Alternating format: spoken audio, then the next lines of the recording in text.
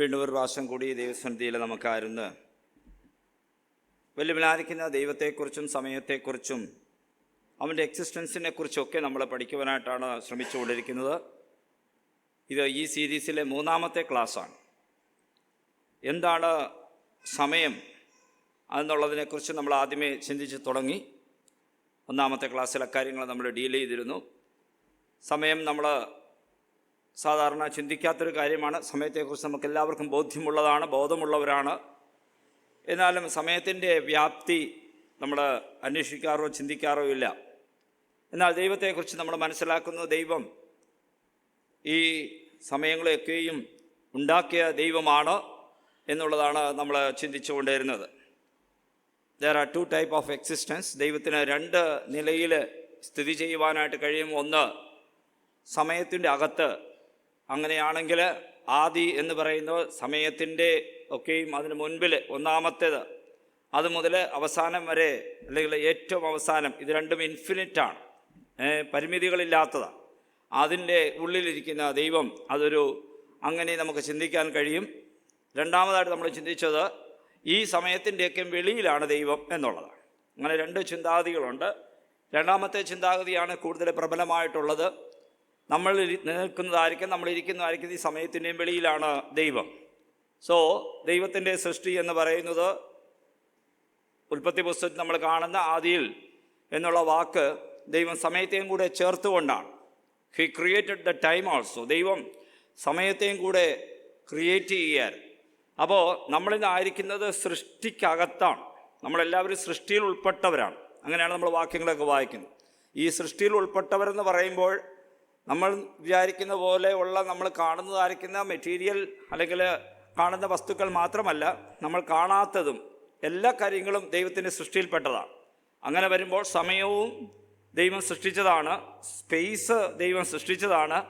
Space ഇല്ലാത്തൊരവസ്ഥയൊക്കെ ഉണ്ടോ എന്നുള്ളത് നമുക്കറിയാം. അപ്പോൾ അങ്ങനെ സമയവും സ്പേസും ഇതെല്ലാം ചേർന്ന്, സ്പേസ് എന്ന് പറഞ്ഞാൽ ഇടം, ഇതെല്ലാം ചേർത്താണ് ദൈവം സൃഷ്ടിച്ചിരിക്കുന്നത്.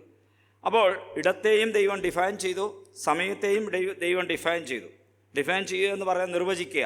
അങ്ങനെയാണെങ്കിൽ സമയത്തെ ദൈവം നിർണയിക്കുമ്പോൾ അല്ലെങ്കിൽ നിർവചിക്കുമ്പോൾ അതിനൊരു ആദിയുമുണ്ട്, അതിനൊരു അന്തവുമുണ്ട്. സമയത്തിനൊരു ആദിയുണ്ട്, അന്തമുണ്ട്. ദൈവത്തിൻ്റെ സൃഷ്ടിയാണെങ്കിൽ അതിനൊരു സ്റ്റാർട്ടിംഗ് ഡേറ്റ് ഉണ്ട്, അതിനൊരു എൻഡ് ഡേറ്റ് ഇഫ് നീഡഡ് അതിനുണ്ട്. അപ്പോൾ ഇങ്ങനെയുള്ള കാര്യത്തെ സൃഷ്ടിക്കണമെന്നുണ്ടെങ്കിൽ ദൈവം ഇതിൻ്റെയും വെളിയിലായിരിക്കണം, ഔട്ട്സൈഡ്. അല്ലെങ്കിൽ ദൈവത്തിന് വെളിയിൽ ഇരുന്നു കൊണ്ടേ ദൈവത്തിനൊരു പുതിയ സൃഷ്ടി ഉണ്ടാക്കാൻ കഴിയുള്ളൂ. എന്നാൽ അങ്ങനെയുള്ള ദൈവമാണ് നമ്മുടെ ഈ സമയത്തിൻ്റെ അകത്തേക്ക് പ്രവേശിക്കുന്നത് നമ്മൾ കണ്ടു. ഇതിനിടയിൽ നമ്മുടെ മരണം എന്താണെന്നുള്ളത് നമ്മൾ കഴിഞ്ഞ ക്ലാസ്സിൽ ചിന്തിച്ചു. മരിച്ചു കഴിയുമ്പോൾ നമ്മുടെ അവസ്ഥ എന്താണ്, നമ്മൾ എവിടേക്കാണ് പോകുന്നത് എന്നുള്ളതൊക്കെ നമ്മൾ ചിന്തിച്ചിരുന്നു. ഇന്ന് ഞാൻ കുറച്ചുകൂടെ മുൻപോട്ട് പോയി. ഇന്ന് ഈ സീരീസിലെ ലാസ്റ്റ് ക്ലാസ്സാണ്. ഈ 3 സീരീസിൻ്റെ 3-ാമത്തെ ക്ലാസ്, ലാസ്റ്റ് ക്ലാസ്സാണ്. അപ്പോൾ നമ്മൾ ഇന്ന് കാണാനായിട്ട് പോകുന്നത് വേറെ ചില കൺസെപ്റ്റ്സുകളാണ്. ഈ കൺസെപ്റ്റ്സുകളൊക്കെയും അല്ലെങ്കിൽ ഈ ചിന്താഗതികളൊക്കെയും ഞാൻ പറയുന്നതിനോ അല്ലെങ്കിൽ നമ്മൾ ചിന്തിക്കുന്നതിനോ കാരണം, ഇത് ദൈവത്തെ നമുക്ക് അറിയുവാൻ അല്ലെങ്കിൽ പൂർണ്ണമായി അറിയുവാൻ നമുക്കൊരിക്കലും കഴിയുകയില്ല. ഒരിക്കലും നമുക്ക് കഴിയത്തില്ല. കാരണം he is beyond our imagination, beyond our thinking. നമ്മുടെ ചിന്തകൾക്കും നമ്മുടെ ഇമാജിനേഷൻ എന്ന് പറഞ്ഞാൽ അത് നമ്മൾ മനസ്സിലാക്കിയിരിക്കണം. ഇമാജിനേഷനൊരു ബൗണ്ടറി ഉണ്ട്. ഇമാജിനേഷൻ എന്ന് പറഞ്ഞാൽ നമ്മുടെ കൽപ്പനകൾ, അല്ലേ? മലയാളത്തിൽ അതിന് വാക്ക് ഭാവന. നമ്മുടെ ഭാവനകൾക്കും നമ്മുടെ ചിന്തകൾക്കും ഒക്കെ ഉപരി അതിനൊരു ബൗണ്ടറി ഉണ്ട്, അതിനൊരു അതിരുണ്ട്. അത് പറഞ്ഞ കൺസെപ്റ്റ് പറയാനായിട്ട് ഞാൻ ശ്രമിക്കുകയാണ്.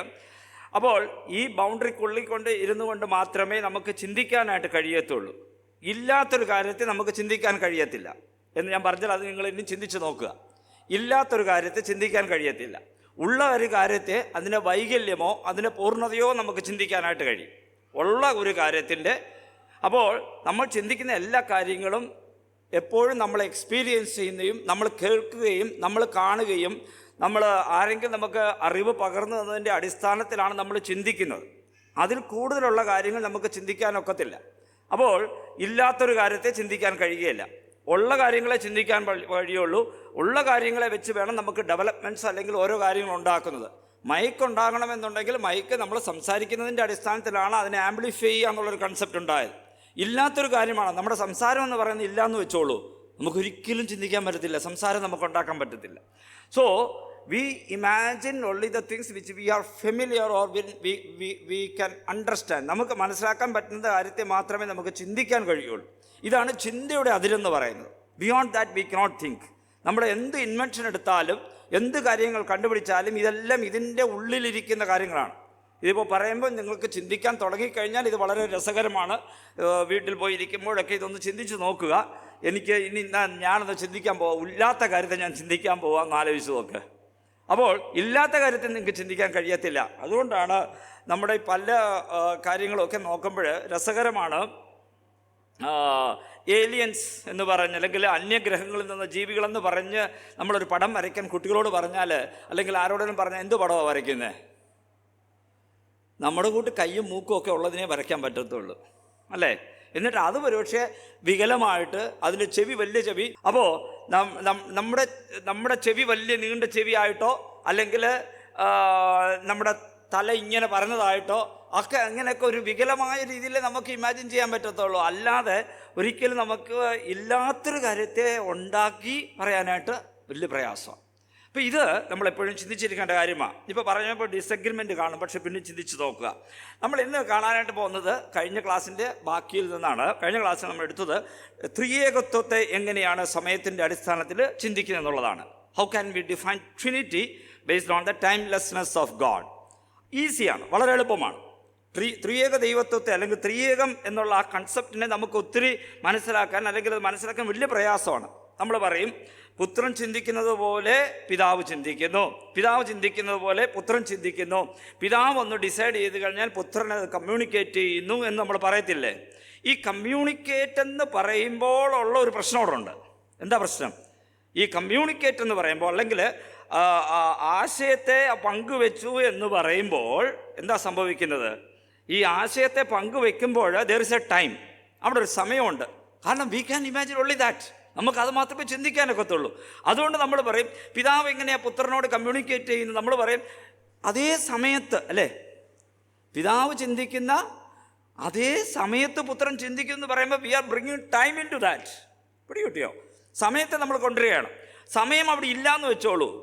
ഇല്ലയെന്ന് വെച്ച് കഴിഞ്ഞാൽ ചിന്ത എപ്പോഴും എങ്ങനെ ഇരിക്കും? ഒന്നിച്ചാണ്, അല്ലേ? അവിടെ നമുക്ക് സമയമില്ലാതെ സംസാരിക്കാൻ പറ്റത്തില്ല. ഒന്നിച്ചെന്ന് പറയുമ്പോൾ സമയം അവിടെ വന്നു കഴിഞ്ഞു. ഓക്കെ, പിടികിട്ടുന്നുണ്ടോ ഞാൻ പറയുന്നത്? അപ്പോൾ ഇവിടെ സമയമില്ലാത്ത അവസ്ഥയിലാണ് പിതാവും പുത്രനും പരിശുദ്ധാത്മാവും ഇരിക്കുന്നത് കൊണ്ട് അവർക്ക് ഒരു സെക്കൻഡ് ഡിലേ പോലും ചെയ്യാൻ പറ്റത്തില്ല. കാരണം സെക്കൻഡ് എന്ന് പറയുന്ന സാധനം അവിടെ ഇല്ല. ഇത് നമുക്ക് ഇമാജിൻ ചെയ്യാൻ, ചിന്തിക്കാൻ വലിയ പ്രയാസമാണ്. ഉറക്കം വരും. ഓക്കെ, ചിന്തിക്കാൻ വലിയ പ്രയാസമാണ്. ഓക്കെ, ഇത് മനസ്സിലാക്കാനും വലിയ പ്രയാസമാണ്. മനസ്സിലാക്കണ്ട, ആ രീതിയിൽ മനസ്സിലാക്കാൻ ശ്രമിക്കണ്ട. ഇങ്ങനെ തന്നെ മനസ്സിലാക്കിയാലും മതി. നമുക്ക് നമ്മുടെ ബുദ്ധിക്കുള്ളിൽ ഇരുന്നു കൊണ്ട് സമയമില്ലാത്തൊരവസ്ഥയിൽ പിതാവും പുത്രനും പരിശുദ്ധാത്മാവും ആയിരിക്കുക. So there is no communication as such. നമ്മൾ പറയുന്ന പോലെ ഉള്ളൊരു കമ്മ്യൂണിക്കേഷൻ അല്ല അവർ തമ്മിലുള്ളത്. അവിടെ വേറൊരു കമ്മ്യൂണിക്കേഷനാണ്. ഇറ്റ് സോ ഹാപ്പൻസ്, ഒരുമിച്ച് സംഭവിക്കുന്നതാണ്, ഒരേ ഇതിൽ സംഭവിക്കുന്നതാണ്. നമുക്കറിയാമല്ലോ, നമ്മൾ സാധാരണ രീതിയിൽ ഒരു തീയിൽ കൈ വെക്കണമെന്നുണ്ടെങ്കിൽ നമ്മൾ ചിന്തിച്ചിട്ട് വേണോ വേണ്ടയോ എന്ന് എടുക്കും. പക്ഷേ അറിയാതെ നമ്മുടെ തീയിൽ നമ്മൾ കൈ തൊട്ടുപോയാൽ എന്ത് സംഭവിക്കും? നമ്മുടെ ബുദ്ധിക്ക് പോവും. അത് പഠിച്ചതല്ലേ ബയോളജിയിൽ? എന്താ, നമ്മുടെ തലച്ചോറിൽ പോകത്തില്ല. അതറിയാമല്ലോ. നമ്മൾ ഒരു ക്യാൻഡിലിൽ കൈകൊണ്ട് തൊടുമ്പോൾ നമ്മൾ കൈ തിരിച്ചെടുക്കുന്നതിന് കാരണം എന്താണ്? നമ്മൾ ബുദ്ധി കൊണ്ട് ഓപ്പറേറ്റ് ചെയ്തിട്ടല്ല. അതെല്ലാവർക്കും അറിയാമെന്ന് വിചാരിക്കുന്നു. ഓക്കെ, അത് നമ്മുടെ ബുദ്ധിയിലേക്ക്, തലച്ചോറിലേക്ക് പോകുന്നില്ല. ബിഫോർ ദാറ്റ് നട്ടെല്ലിൽ വെച്ച് തന്നെ ഡിസിഷൻ എടുക്കുന്നു, കൈ വലിക്കുമെന്ന്. ഇത് തലച്ചോറല്ല എടുക്കുന്നത്. അപ്പോൾ തലച്ചോറിൽ എത്തുന്നതിന് മുമ്പേ സോ ഫാസ്റ്റ്, അത് വളരെ ഫാസ്റ്റായിട്ട് അവിടുന്ന് നമുക്ക് ഇടയിൽ നിന്ന് ഇൻസ്ട്രക്ഷൻ വരികയാണ് കൈ എടുക്കും എന്നുള്ളത്. അപ്പോൾ അങ്ങനെയാണ് നമ്മൾ ചൂടുള്ള പ്രഷർ കുക്കറിൽ നിന്നോ തീയിൽ നിന്നോ ഒക്കെ നമ്മൾ കൈ എടുക്കുന്നതിന് കാരണം അതാണ്, പെട്ടെന്ന് എടുക്കുന്നത്. പിന്നെയാണ് നമ്മൾ ദർ ഇസ് എ ടൈം, പിന്നെയാണ് നമ്മൾ നിശ്ചയിക്കുന്നത് ഞാൻ ബോധപൂർവം എടുത്തൊരു തീരുമാനമാണോ ഇത് എന്നുള്ളത്. നമ്മൾ ഡ്രൈവിങ്ങിൻ്റെ സ്കില്ലെന്ന് പറയുന്ന ഇതാണ്. ഡ്രൈവിങ്ങിൻ്റെ സ്കിൽ എന്താണ്?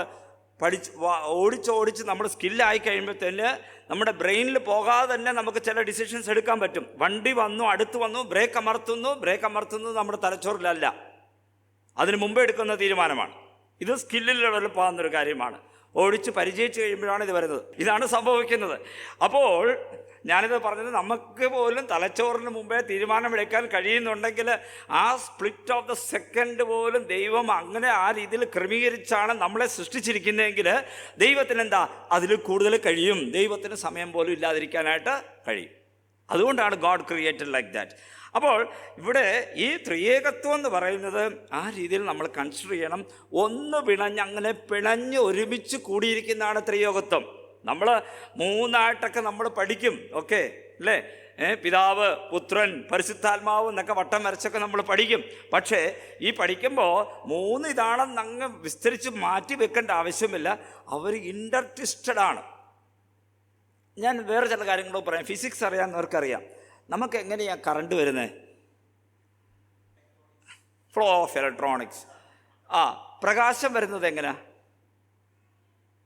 നമ്മുടെ അടുത്തേക്ക് പ്രകാശം എത്തുന്നത് ഫിസിക്സ് പഠിച്ചവർക്കേ അറിയത്തുള്ളൂ, അല്ലാത്തവർ അധികം ശ്രദ്ധിക്കത്തില്ല. അപ്പോൾ ഇതിങ്ങനെ തിയറീസ് മാറി മാറി വരും. എങ്ങനെയാണ് ഈ പ്രകാശം സഞ്ചരിക്കുന്നതെന്ന് ഇതുവരെ ഒരു ക്ലിയറായിട്ട് ആർക്കും അറിയില്ല. ഓക്കെ, 2 ഫോംസ് ഓഫ് വേവ്, 2 കാര്യങ്ങൾ ഒരുമിച്ച് കെട്ടുപിണഞ്ഞാണ് ഈ പ്രകാശം സഞ്ചരിക്കുന്നതെന്ന് ഒരു തിയറിയുണ്ട്. ഓക്കെ, അതൊന്നും ഞാനിപ്പോൾ കൂടുതൽ വിസ്തരിക്കാൻ പോകുന്നില്ല. 2 കാര്യങ്ങൾ കൂടി പിണഞ്ഞുകൊണ്ടാണ് നമ്മുടെ അടുക്കിലേക്ക് പ്രകാശം വരുന്നത്. അല്ലെങ്കിൽ പാക്കറ്റ്സ് ആയിട്ട് വരും എന്നൊക്കെയാണ് കൺസെപ്റ്റ്സുകൾ. ഓക്കെ, പാക്കറ്റ്സ് ആയിട്ട് വരും. ഒക്കെ ഇരുന്നോട്ടെ. ഞാൻ ഈ പറഞ്ഞു പോകുന്നത്, ഇഫ് സംതിങ് ക്യാൻ ഇങ്ങനെ ട്വിസ്റ്റായി ഇങ്ങനെ ഒരുമിച്ച് നമ്മുടെ അടുക്കിലേക്ക് വരുവാൻ കഴിയുമെങ്കിൽ, if God could create that type of arrangement, ദൈവത്തിന് അങ്ങനെ അറേഞ്ച്മെൻറ്റ് ചെയ്യാൻ കഴിയുന്നുണ്ടെങ്കിൽ എത്ര വലിയവനാണ് ദൈവം, എത്ര എന്താ പറയുന്ന വാക്ക് ഇരിക്കുന്നവനാണ് ദൈവം. പിടികിട്ടിയോ? അപ്പോൾ പിതാവും പുത്രനും പരിശുദ്ധാത്മാവും ഇൻസെപ്പറബിൾ എന്ന് പറയുമ്പോൾ അതിൻ്റെ അർത്ഥം അവർ ജോയിൻഡ് ടുഗദറാണ്, ഒരുമിച്ച് ഇരിക്കുകയാണ്. അവിടെ നിന്നാണ് പുത്രൻ എന്ത് ചെയ്തത്? ഞാൻ എന്ത് ചെയ്യാം, ഇങ്ങോട്ട് കടന്നു വരാമെന്ന് ചിന്തിക്കുന്നത്. അപ്പോൾ നമ്മൾ കൂടുതൽ കോൺസെൻട്രേറ്റ് ചെയ്യുന്നത് ക്രൂശിലെ ശാരീരിക മരണത്തെക്കുറിച്ചാണ് നമ്മൾ കൂടുതൽ കോൺസെൻട്രേറ്റ് ചെയ്യുന്നത്, അല്ലേ? എന്നാൽ അതിനേക്കാളും ഭീകരമാണ്, അതിനേക്കാളും ഭയങ്കരമാണ്, ഡെപ്തുള്ളതാണ് the separation from the godhead for time being. Separation എന്ന് പറയുമ്പോൾ ദൈവത്വം കളഞ്ഞില്ല, ഹി കനോട്ട് ഡു ദാറ്റ്. പക്ഷേ കുറച്ച് സമയം ഈ സമയത്തിൻ്റെ അകത്തേക്ക് കയറാമെന്ന് ദൈവം തീരുമാനിച്ചു. അതാണ് ഒരു വലിയ നമ്മളെ ആരാധനയ്ക്ക് നമ്മളെ പ്രേരിപ്പിക്കുന്ന ഒരു കാര്യം എന്ന് പറയുന്നത്. ഇതൊക്കെ നമ്മുടെ ആരാധനയിൽ റിഫ്ലക്റ്റ് ആകണം. ഓക്കെ, ദൈവത്തെക്കുറിച്ചുള്ള ഈ ചിന്തകൾ നമ്മൾ മനസ്സിലാക്കി കഴിയുമ്പോഴാണ് ആരാധനയുടെ മഹത്വം കൂടിക്കൂടി വരുന്നത്. അല്ലെങ്കിൽ എന്തായിത്തീരും, നമുക്ക് റെപ്പറ്റീഷനേ വരത്തുള്ളൂ. എന്തുകൊണ്ടാണ് റെപ്പറ്റീഷൻ വരുന്നത്? ആരാധന നമ്മുടെ റിപ്പീറ്റ് ആകുന്നത് എന്തുകൊണ്ടാണ്? റിപ്പീറ്റ് എന്ന് പറഞ്ഞാൽ ആരാധനയിൽ നമ്മൾ ഉപയോഗിക്കുന്ന വാക്കുകളും ചിന്തകളും ഒക്കെ എന്തുകൊണ്ടാണ് റിപ്പീറ്റ് ആകുന്നതെന്ന് അറിയാമോ? Because nothing there to add more. അതിൽ കൂടുതൽ ആഡ് ചെയ്യാനായിട്ട് എനിക്കൊന്നുമില്ല. ഒന്നുമില്ലാത്തതിന് കാരണം എന്താ? ദൈവത്തെക്കുറിച്ച് എനിക്ക് കൂടുതൽ അറിയില്ല. I am not thinking about God. ദൈവത്തെക്കുറിച്ച് ഞാൻ ചിന്തിക്കുന്നില്ല കൂടുതൽ. ആ ദൈവത്തെ നമ്മൾ അനുഭവത്തിൽ കൊണ്ടുവന്ന് മനസ്സിലാക്കുന്നില്ല. കൺസെപ്ച്വലി നമ്മുടെ ദൈവം ആരാണെന്ന് നമ്മൾ മനസ്സിലാക്കാൻ ശ്രമിക്കാത്തതുകൊണ്ട് എനിക്ക് ആരാധനയിൽ ഒരു മോഡിഫിക്കേഷൻ എന്ന് പറഞ്ഞാൽ എനിക്കൊന്നും ആഡ് ചെയ്യാൻ പറ്റുന്നില്ല. എൻ്റെ സ്ഥിരം വാചകങ്ങൾ മാത്രമേ ഉള്ളൂ. I know only the basic level. ആ ഏറ്റവും താഴത്തെ നിലയിൽ മാത്രമേ എനിക്ക് അറിയത്തുള്ളൂ ദൈവത്തെ. ഇത് കൂടുതൽ അറിയാനായിട്ട് നമുക്ക് ഇടവരണം. ക്ലാസ്സിൻ്റെയൊക്കെ ലക്ഷ്യം അത് മാത്രമാണ്. അല്ലാതെ ദൈവത്തെ ഒന്ന് നമ്മൾ ഉൾക്കൊള്ളാനായിട്ട് ശ്രമിക്കാനല്ല നമ്മുടെ ഈ ക്ലാസ്സും നമ്മുടെ പഠനമൊക്കെ.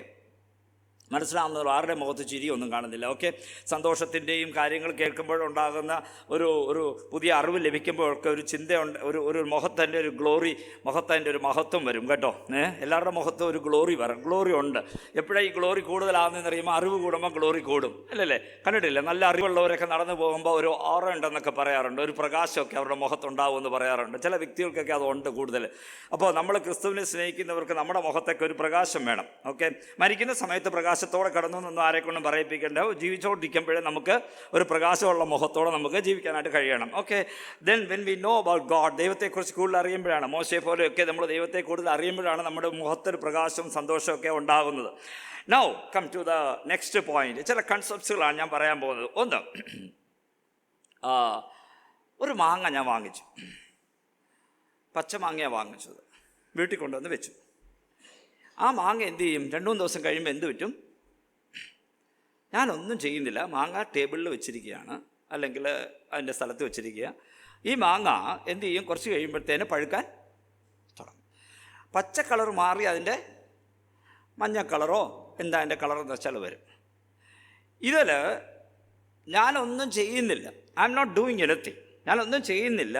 ആ മാങ്ങയ്ക്കൊരു മാറ്റം സ്വതവേ ഉണ്ടാകുന്നതാണ്. പിടി കിട്ടിയോ? This is called intrinsic change എന്ന് പറയും. ഇൻട്രിൻസിക് ചേഞ്ച് എന്ന് പറഞ്ഞാൽ ആന്തരികമായിരിക്കുന്ന മാറ്റം. ആന്തരികമായിരിക്കുന്ന മാറ്റം അവിടെ സംഭവിക്കുകയാണ്. ഓക്കെ, ആന്തരികമായിരിക്കുന്ന മാറ്റം. പക്ഷേ ഇനി വേറൊരു ഉദാഹരണം പറയാം. ഒരു 10 വർഷം മുമ്പ് ആരെങ്കിലും എന്നോട് ചോദിക്കുകയാണെങ്കിൽ, സാറിന് എത്ര പേരാ മക്കൾ? മോന് നല്ല ഹൈറ്റൊക്കെ ഉണ്ടോ? അപ്പോൾ ഞാൻ പറയും, എന്ത് പറയും?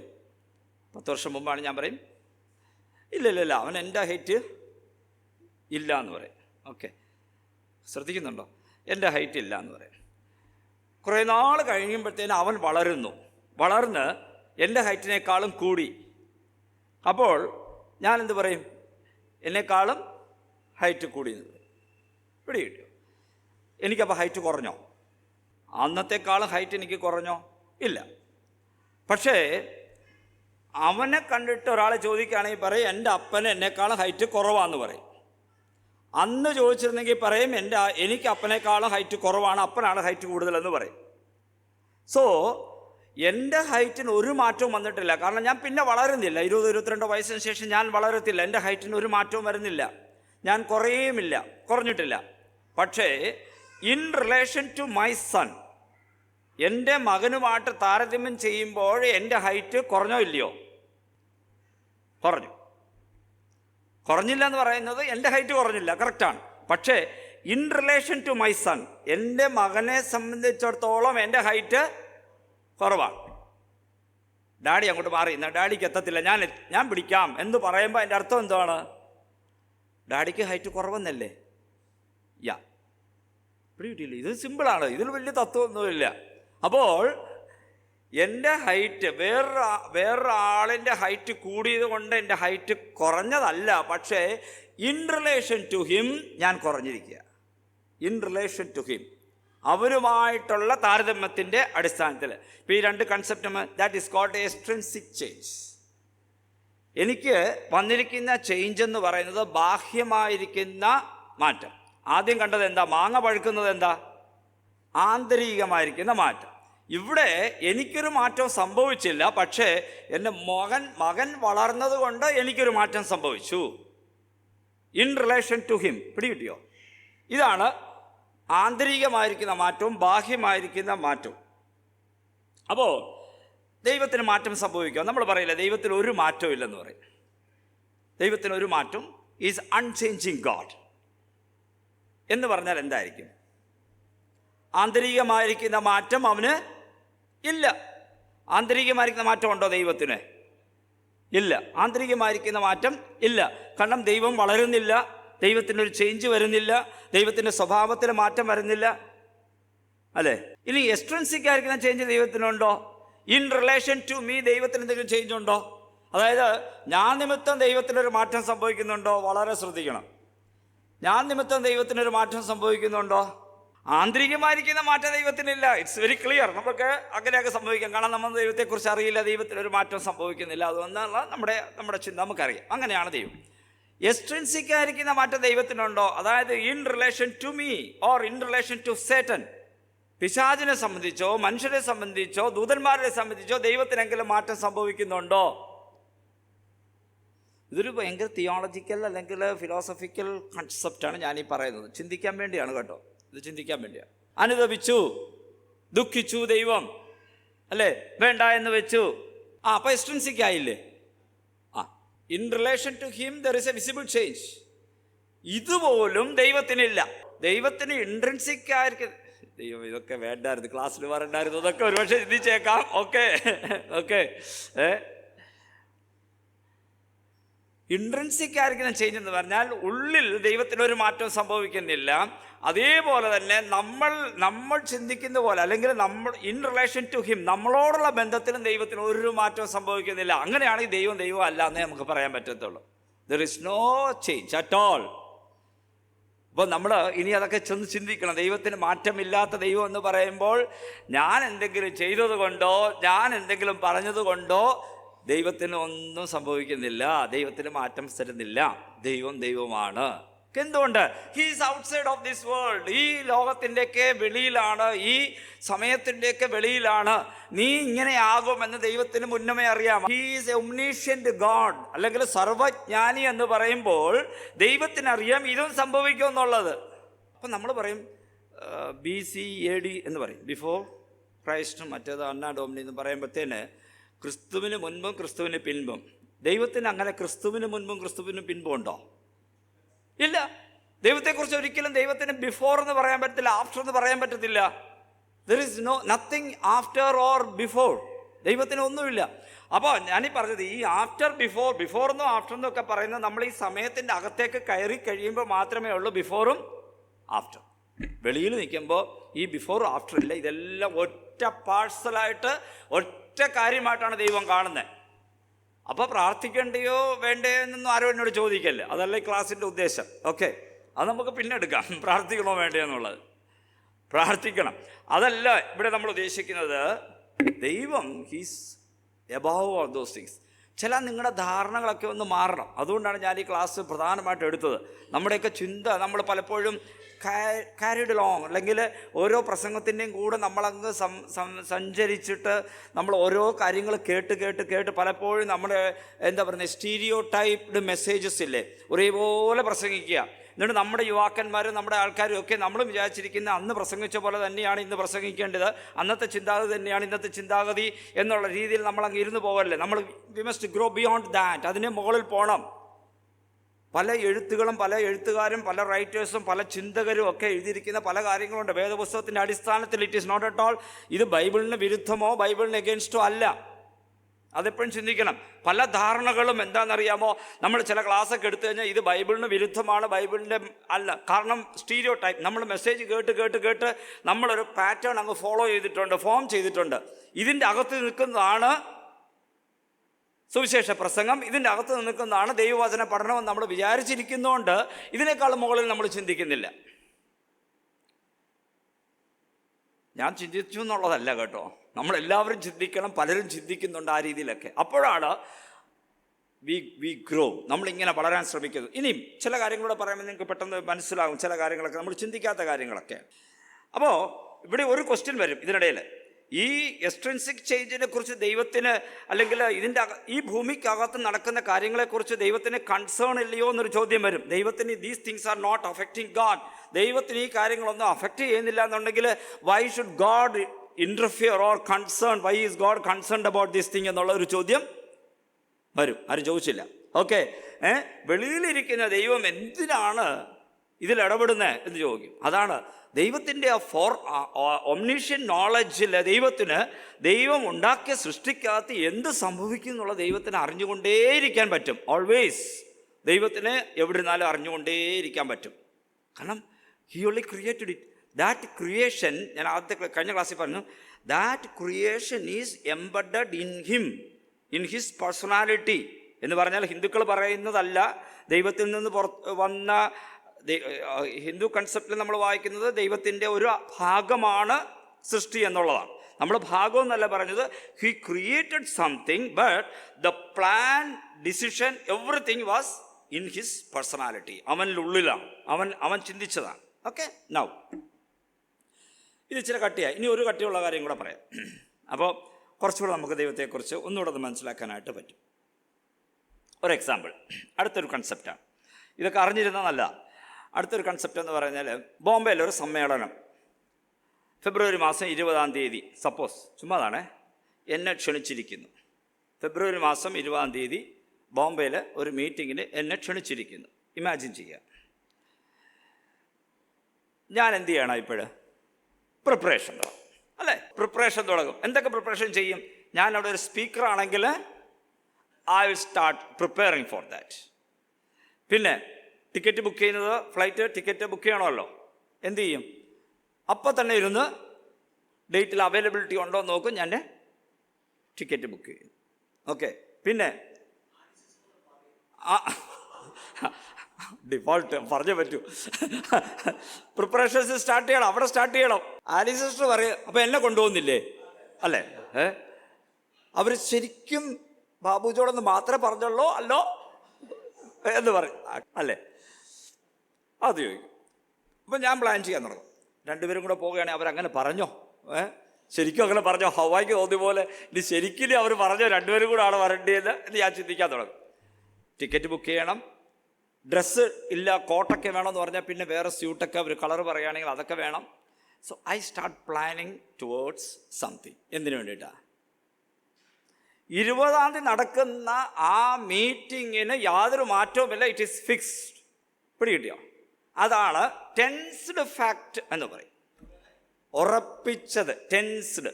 ഓക്കെ, അത് ഉറപ്പിച്ചിരിക്കുന്ന ഒരു കാര്യമാണ്. 20-ാം തീയതി എൻ്റെ കൂടെ നിങ്ങൾ സഞ്ചരിക്കണേ. 20-ാം തീയതി ആ സമ്മേളനം നടക്കും എന്നുള്ളത് ഉറപ്പിച്ചൊരു കാര്യമാണ്. അതൊരു വലിയ സമ്മേളനമാണ്. അതിൽ എനിക്കൊന്നും ചെയ്യാൻ പറ്റത്തില്ല. 20-ാം തീയതി അത് ഉറപ്പിച്ചിരിക്കുക. പക്ഷേ അതുമായിട്ട് റിലേറ്റ് ചെയ്തിരിക്കുന്ന എൻ്റെ ആക്ഷൻസ് ഞാൻ തീരുമാനിക്കും എന്ത് ചെയ്യണോ എന്നുള്ളത്. ഇന്ന് ടിക്കറ്റ് ബുക്ക് ചെയ്യണോ, നാളെ ടിക്കറ്റ് ബുക്ക് ചെയ്യണോ, എന്തൊക്കെ ഞാൻ ചെയ്യണോ എന്നുള്ളത്. So many things are there. These are all related to that. Tensed ഫാക്റ്റുമായിട്ട് ഉള്ള റിലേഷൻഷിപ്പിൽ ഞാൻ എൻ്റെ കാര്യങ്ങളെ ക്രമീകരിക്കും. ഇതിനെ നമുക്ക് ടെൻസ്ലെസ് ഫാക്റ്റ് എന്ന് പറയാനായിട്ട് കഴിയും. സോറി, ഞാൻ തിരിഞ്ഞുപോയി പറഞ്ഞത്. ഓക്കെ, ടെൻസ്ലെസ് എന്ന് പറയുമ്പോൾ അവിടെ എക്സിസ്റ്റ് ചെയ്യുന്ന കാര്യമാണ്, അവിടെ അത് ഉറപ്പിച്ച കാര്യമാണ്. പക്ഷേ എൻ്റെ ആക്ഷൻസ് എല്ലാം ടെൻസ്ഡ് ആണ്. അത് എന്തുകൊണ്ടാണെന്ന് ഞാൻ പറയാം. ഒന്നുകൂടെ ഞാൻ വിശദമാക്കാം. അപ്പോഴും ഞാനത് പറഞ്ഞപ്പോൾ സ്ലിപ്പ് ഓഫ് ദ ഇതിൽ വന്നുപോയി. ടെൻസ്ഡ് ഫാക്റ്റ് എന്ന് പറയുമ്പോൾ അതുമായിട്ടുള്ള റിലേഷൻഷിപ്പിലാണ് ഞാൻ വരുന്നത്.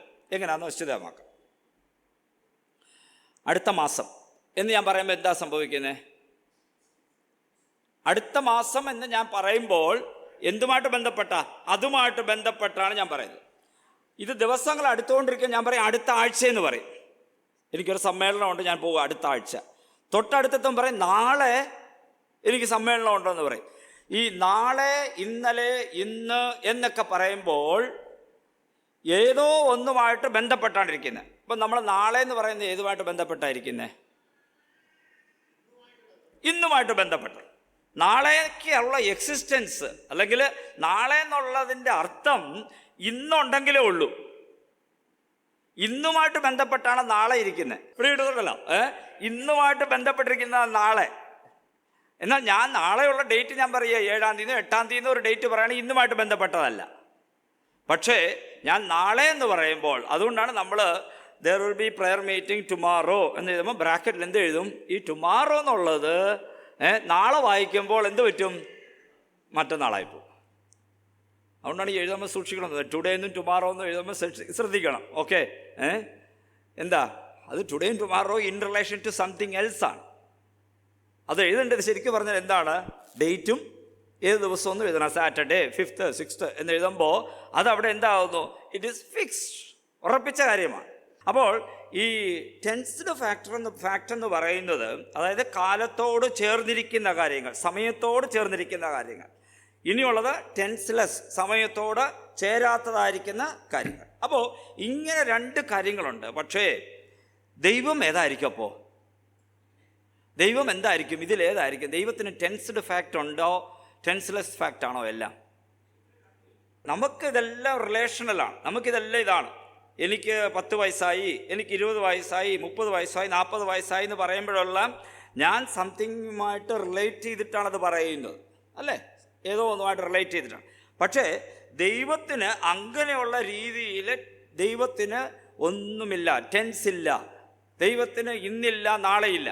ഇപ്പം ഞാൻ പറഞ്ഞു വന്നത്, നമ്മൾ സാധാരണ ഉപയോഗിക്കുമല്ലോ, ദൈവം എന്താ ഒരു മാറ്റവും ഇല്ലാത്തവൻ എന്ന് പറയുന്നതിൽ ഈ അർത്ഥവും കൂടെ ഉണ്ടല്ലേ? ഇന്നും നാളെയും എല്ലാം അനന്യൻ, അല്ലെങ്കിൽ ദൈവത്തിന് മാറ്റമില്ല എന്ന് പറയുമ്പോൾ ഇന്നലത്തെ പോലെ തന്നെ ഇന്നും ദൈവമായിരിക്കുന്നു എന്ന് പറയുമ്പോൾ ഇന്നലെ, അത് അർത്ഥമാക്കേണ്ടത് ഇന്നലെ എന്ന് പറയുന്നൊരു സാധനം ദൈവത്തിന് ഇല്ലാത്തത് കൊണ്ടാണ്.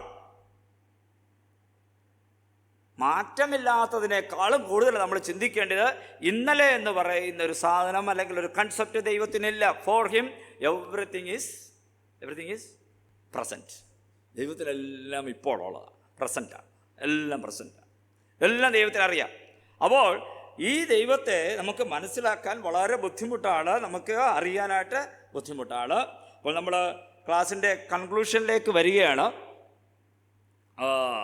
നമ്മൾ പല ടേംസും പല ചിന്തകളും ഒക്കെ നമുക്കിപ്പോൾ ലഭിച്ചു, അല്ലേ? പല ഐഡിയാസും ഒക്കെ നമുക്ക് ലഭിച്ചു എന്ന് ഞാൻ വിശ്വസിക്കുന്നു. ശ്രദ്ധിച്ചവർക്ക് ഇതിന് ക്ലാസ്സിന് വരാത്തവർക്ക് കഴിഞ്ഞ ക്ലാസ്സുകൾ നമ്മളൊന്ന് കണ്ടു കഴിഞ്ഞാൽ വളരെ നല്ലതായിരിക്കും. അപ്പോൾ ദൈവത്തിനൊരു മാറ്റം ഒരു കാരണവശാലും സംഭവിക്കുന്നില്ല. ഞാൻ ഈ ഭൂമിയിൽ ഈ സമയത്തിൻ്റെ അകത്തിരിക്കുമ്പോഴാണ് ഒരു ട്രെയിനിൽ ഞാൻ യാത്ര ചെയ്യുന്ന പോലെ ഇതിൻ്റെ അകത്തുള്ള സംഭവങ്ങളാണ് നടക്കുന്നത്. ഈ ട്രെയിനിൻ്റെ വെളിയിൽ നിൽക്കുന്ന ദൈവത്തിന് ഇതൊന്നും ബാധകമല്ല. ഈ ട്രെയിനിൻ്റെ വെളിയിലാണ് ദൈവം. ഞാൻ ട്രെയിനിൻ്റെ അകത്ത് സഞ്ചരിച്ചുകൊണ്ടിരിക്കുന്നു, ഞാൻ അവിടെ നിന്ന് ചായ കുടിക്കുന്നു, ഞാൻ വർത്തമാനം പറയുന്നു, ഞാൻ ഉറങ്ങുന്നു, ഞാൻ കിടക്കുന്നു, ഞാൻ നടന്നിങ്ങനെ പോകുന്നു, ഇതെല്ലാം ചെയ്യുന്നെങ്കിലും but the god who is outside of this carriage, ഇതിൻ്റെ വെളിയിൽ നിൽക്കുന്ന ദൈവത്തിന് ഇതൊന്നും ബാധകമല്ല. എന്ന് പറഞ്ഞാൽ ബാധകമല്ലെന്ന് പറയുന്നത് he's out of this thing, ഇതിൽ നിന്നൊക്കെ പുറത്തു നിൽക്കുന്ന ദൈവമാണ്. പക്ഷേ he knows what is happening here. ഇതിൻ്റെ അകത്ത് എന്ത് സംഭവിക്കുന്നു എന്നും അറിയാം, ഇത് എവിടെ പോയി നിൽക്കുമെന്നും അറിയാം, എന്ത് ചെയ്യുമെന്നും അറിയാം. അപ്പോൾ ഞാൻ പറഞ്ഞല്ലോ, കഴിഞ്ഞ ക്ലാസ്സിലാണോ ഞാൻ മുമ്പത്തെ ക്ലാസ്സിലാണോ ഞാൻ പറഞ്ഞത്, even luck is also embedded in our DNA. അത് ഇപ്പോഴത്തെ കണ്ടുപിടുത്തമാണ്, ദൈവം പറഞ്ഞല്ല, വേദപുസ്തകത്തിലും ഇല്ല. ഈവൺ ലക്ക്, ഭാഗ്യമെന്ന് നമ്മൾ പറയത്തില്ലേ? ഭാഗ്യമെന്ന് പറയുന്നത് എന്താ? നമ്മൾ പ്രതീക്ഷിക്കാത്ത ചിന്തിക്കാത്ത കാര്യം നമുക്ക് സംഭവിക്കുന്നു, അല്ലേ? ബൈബിളിലെ മറ്റു ഭാഗ്യം അത് വേറെയാണ് അർത്ഥം, കേട്ടോ. മത്തായി 5-ലേക്കുള്ള ഭാഗ്യവാന്മാർ വേറെയാണ്. ഞാനീ പറയുന്ന ഭാഗ്യം എന്ന് പറയുന്നത് അപ്രതീക്ഷിതമായിട്ട് പ്രതീക്ഷിക്കാതെ എനിക്ക് വരുന്നൊരു കാര്യമാണ്. ഇതിപ്പോൾ ശാസ്ത്രജ്ഞന്മാർ പറയുന്നത് നമ്മുടെ DNA-യിൽ തന്നെ ഇത് എഴുതിയിട്ടുണ്ട്, ഇതുണ്ട്, ഈ ഭാഗ്യം ഇങ്ങനെ സംഭവിക്കുമെന്നുള്ളത്. It is already coded in our life, നമ്മുടെ ജീവിതത്തിൽ എഴുതിയിരിക്കുന്നു. നമ്മുടെ ഏജ് എഴുതി വെച്ചിട്ടുണ്ടല്ലേ? അത് കേട്ടിട്ടുണ്ടല്ലോ, ഇതിനു മുമ്പ് കേട്ടിട്ടുള്ള കാര്യമാണ്. കേട്ടിട്ടുണ്ടോ? നമ്മുടെ എത്ര നാൾ ജീവിച്ചിരിക്കുമെന്നുള്ളത് നമ്മുടെ ശരീരത്തിൻ്റെ ഒരു ഭാഗത്ത് എഴുതി വെച്ചിട്ടുണ്ടെന്നാണ് ചില ശാസ്ത്രജ്ഞന്മാർ പറയുന്നത്. എനിക്ക് പ്രൂഫൊന്നുമില്ല, എന്നോട് ചോദിക്കല്ലേ. But it is already determined. ഞാൻ പറയുന്നത് ഓൾറെഡി എല്ലാം നിർണയിച്ച കാര്യമാണ്. നമ്മൾ എത്ര ഇടം തലകുത്തി മറിഞ്ഞാലും എന്തെല്ലാം സംഭവിച്ചാലും വിധി എന്തിലേക്ക് എത്തി എന്ന് വിചാരിക്കും. ആ പറയുന്ന വിധിയല്ല ഈ വിധി, കേട്ടോ. ഈ നമ്മുടെ ആക്ഷൻസും ഇതിനെ സ്വാധീനം ചെലുത്തുമെന്നുള്ളത് ദൈവത്തിന് മുന്നമേ അറിയാം.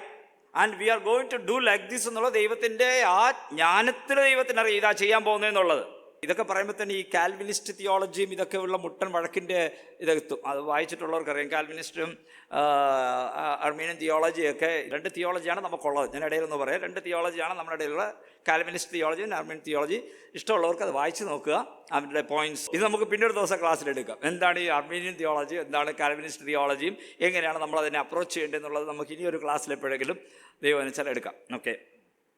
അപ്പോൾ ഞാനീ പറഞ്ഞു വന്നത്, ഇത് നമ്മളധികം ചിന്തിക്കുന്നില്ലെങ്കിലും ചിന്തിക്കുന്നവരുണ്ട്. പക്ഷേ നമ്മൾ ചിന്തിച്ചാൽ കൺഫ്യൂഷൻ അല്ല വരുന്നത്, നമുക്ക് ദൈവത്തെക്കുറിച്ചുള്ള ആ ആദരവും മഹത്വവും നമുക്ക് കൂടുകയാണ്.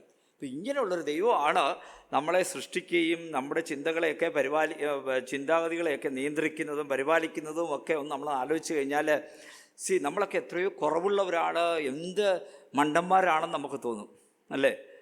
നമ്മൾ ചിന്തിച്ച് കൂട്ടുന്ന കാര്യങ്ങൾ, ഒത്തിരി പ്ലാൻ ചെയ്ത കാര്യങ്ങൾ, ഇതിലൊക്കെ എന്ത് മണ്ടത്തരങ്ങളാണുള്ളത്. We don't know about the future. നമുക്ക് ഭാവിയെക്കുറിച്ച് ഒരു അംശം പോലും അറിയാൻ വയ്യ.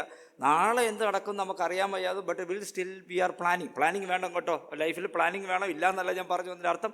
But we bother about that, എന്ത് സംഭവിക്കും എന്നുള്ളത്. എന്തുമാത്രം ടെൻഷനാണ്, എന്തുമാത്രം നമ്മൾ ചിന്തകളാണ്. നമ്മൾ വേണ്ടാത്ത കാര്യങ്ങളൊക്കെയല്ലേ നമ്മൾ ഒത്തിരി ചിന്തിച്ച് കൂട്ടിയെന്നൊക്കെ ഉള്ളത് നമ്മൾ ആലോചിച്ച് നോക്ക്.